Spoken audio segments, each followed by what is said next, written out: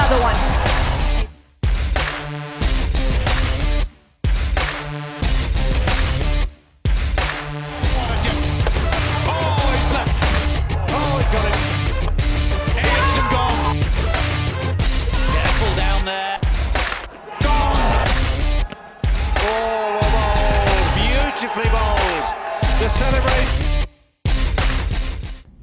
बिस्मिल्लाहिर्रहमानिर्रहीम इय्याका नअबुदु व इय्याका नस्तईन। और बादशाह सलामत बाबर आजम को पाकिस्तान की एक और सीरीज की शिकस्त मुबारक हो, क्योंकि बादशाह सलामत अपनी सेंचुरी तो बना गए थे पिछले टेस्ट मैच में, इस टेस्ट मैच में भी 50 बना दिए। और उसके बाद जब इंटरव्यू दिया गया आकर के मीडिया के सामने, अगर हमसे कुछ गलतियां हुई हैं, हमसे मुराद उनका शायद वो मलबा दूसरों को भी के ऊपर भी डालना चाह रहे हैं, लेकिन मेरी नजर में जो कप्तान है, जो टीम ले खिलाता है 11 खिलाड़ी ग्राउंड के अंदर, उसका सबसे बड़ी जिम्मेदारी उसके ऊपर है। और बाबर आजम की जो सोच है, मैं पिछले काफी अरसे से आप लोगों के सामने इस चीज को बयान कर रहा हूं कि जो कुछ भी सिलेक्शन कमेटी करके देती है, जो कुछ भी टीम के कोच और टीम की मैनेजमेंट 11 खिलाड़ियों के लिए डिसाइड करती है, फैसले करती है, उसके ऊपर जो आखिरी मोहर है वो कप्तान लगाता है, और वो बाबर आजम इस सूरत में बाबर आजम है। और बाबर आजम को जब आईसीसी रैंकिंग को देखने से फुर्सत मिलेगी और अपने आप के अपनी कवर ड्राइव की खूबसूरती और अपनी कवर ड्राइव के जो चर्चे सुनने से फुर्सत मिलेगी, तो वो पाकिस्तान की सोचेंगे। आप लोग यकीनन सोच रहे होंगे कि मैं पूरी शिकस्त का मलबा बाबर आजम के ऊपर क्यों डाल रहा हूं।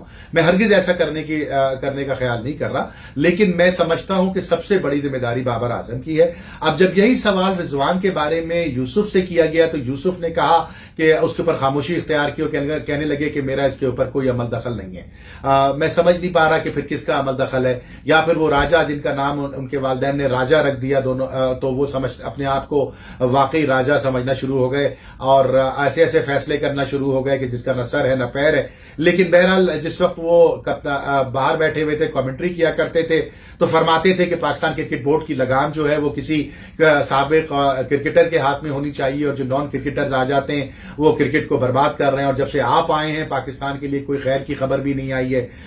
लेकिन राजा वो जरूर है, मैं अक्सर उनके बारे में ये सब बताता हूं लोगों को, लेकिन राजा दाहिर के साथ कोई ताल्लुक रहा होगा उनका, क्योंकि समझ में मेरे ये नहीं आता कि जनाब कौन सा विजन लेके ये बोर्ड चल रहा है, कौन सी कारकर्दगी के ऊपर बाबर को कप्तान बनाया हुआ है, कौन सी कारकर्दगी के ऊपर रिजवान को टेस्ट मैच खिलाते हैं, कौन सी कारकर्दगी के ऊपर इन्होंने इस कोच और इस बॉलिंग कोच को रखा हुआ है। मेरी समझ से बाहर है कि एक टीम आके टेस्ट मैच को T20 की तरह आपके घर में खेलती है, आपको चने चबवा देती है, आपको बेइज्जत कर देती है, और वो कहते हैं ना बेइज्जती भी खराब कर देती है आपकी। और उसके बाद फिर आप फरमाते हैं कि जनाब अभी हमें सीखने का मौका मिल रहा है और हम अपना प्लान चेंज करेंगे, और अभी एक प्रोसेस के थ्रू टीम गुजर रही है। बस क्या कह के सुन के हम कान पक गए हैं ये। लेकिन बहरहाल आज का मौजू जो है वो बहुत अहम है, और वो मौजू ये है कि पाकिस्तान एक सीरीज और हार गया। 3 लगातार test matches Pakistan home ground पे 1959 के बाद पहली दफा हारा है, और ये इसका सेहरा बाबर को और बाबर की टीम को जाता है। जब हम कहते थे, और साफ साफ मैंने कई टीवी प्रोग्राम्स के अंदर ये बात की है, और आपके साथ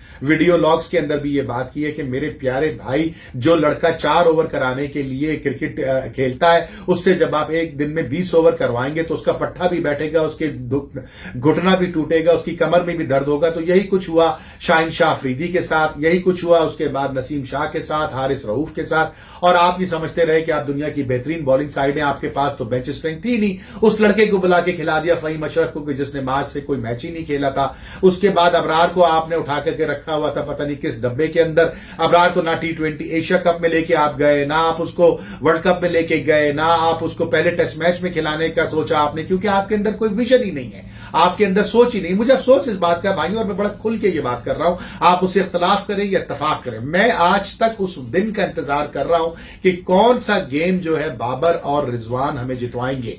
मैं बार बार ये बात इसलिए करता हूं कि कप्तान की परफॉर्मेंस और कप्तान के कंधों के ऊपर जो जिम्मेदारी होती है, अगर वो पूरी नहीं करता तो उसका हशर साबिका कप्तानों की तरह होता है। ये बात अच्छी तरह याद रखिएगा कि सरफराज का नाम लेने वाले लोग बहुत कम बचे हैं, जितने 2017 में थे उसका 1% बचे हैं आज। लेकिन सरफराज की सिचुएशन को याद रखें कि अपनी परफॉर्मेंस ना देने की वजह से सरफराज को आखिरकार टीम से एग्जिट वेट करना पड़ गया, ये और किट बैग उठाने पड़ गए, पानी पिलाने, पिछले 3 साल से वो पानी पिला रहे खिलाड़ियों को फील्ड में जाकर के। बाबर को ये बात नजर नहीं आ रही। बाबर की कप्तानी को लेकर के जितनी बातें की जाए वो कम है, लेकिन एक चीज जो कल मुझे मोहम्मद हफीज साहब ने टेलीविजन प्रोग्राम में एक सिखाई और बड़ी उम्दा चीज उन्हें सिखाई कि देखिए जिस वक्त 2009 का वर्ल्ड कप हुआ था और यूनुस जीत के वो वर्ल्ड कप आए थे, उन्होंने कप्तानी से इस्तीफा दे दिया था और उसके बाद वो 10 साल तक क्रिकेट खेलते रहे हैं। बाबर को भी ये बात समझनी पड़ेगी कि साहब कप्तानी से हटने का मतलब हरगिज ये नहीं है कि मेरी क्रिकेट खत्म हो गई है। हाँ, बादशाहत खत्म हो गई है, मेरा तख्त खत्म हो गया है, मैं सर झुका के रन बनाता जाऊं और दुनिया की नजरों में पाकिस्तान की इज्जत बढ़ाता चला जाऊं। लेकिन ऐसा नहीं हो रहा। हो ये रहा है कि बाबर ये समझ रहे हैं कि मेरा हशर भी सरफराज जैसा होगा।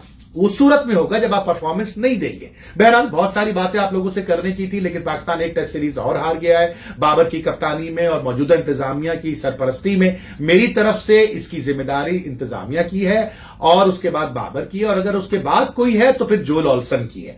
जोएल ओल्सन ने सऊद शकील का जो कैच आउट दिया है, मेरी वेस्ट इंडीज क्रिकेट से काफी गहरी वाबस्तगी है और मेरी वेस्ट इंडियन खिलाड़ियों से और कमेंटेटर से और वहां के जो एनालिस्ट है उनसे बात हुई है। उन्होंने कहा कि जोएल ओल्सन का शुमार जो है वो किसी भी तरह से इंटरनेशनल थर्ड अंपायर या मैच रेफरी के तौर पर आप नहीं कर सकते, क्योंकि उनकी सवाबदीद, उनकी जो डिसीजन मेकिंग है वो इंतहाई कमजोर है और उसका उन्होंने अमली मुजाहरा सऊद शकील के आउट होने की सूरत में किया जब गेंद जमीन पे लग गई, और उसके बावजूद उन्होंने सऊद शकील को आउट दिया जो मैच का यकीनन एक टर्निंग पॉइंट था।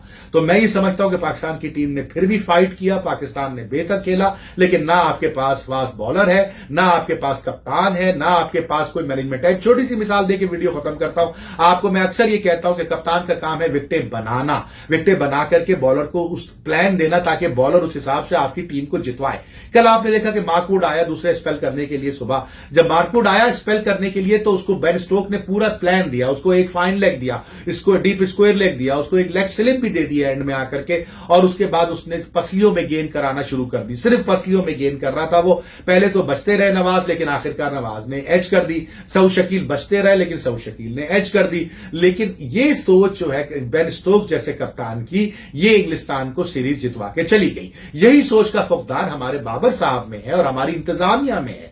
अगर आप चाहते हैं तो मैं इंतजामिया को भी उतना ही कसूरवार ठहरा देता हूं, जिनके अंदर क्रिकेटिंग सेंस और जो कहते हैं ना स्ट्रीट स्मार्टनेस, मैंने एक और प्रोग्राम में भी कल ये बात की थी कि स्ट्रीट स्मार्टनेस और सोच, पाकिस्तान की सोच पैदा नहीं हो रही इस बाबर आजम के अंदर, जिसकी वजह से पाकिस्तान मुसलसल हारे चले जा रहा है। कल एक जगह और बहस हुई मेरी किसी टेलीविजन स्टेशन के ऊपर, जब वो ये बात कर रहे थे कि पाकिस्तान ने फला वर्ल्ड कप में सेमीफाइनल खेला, फला में फाइनल खेला, फला में ये खेला।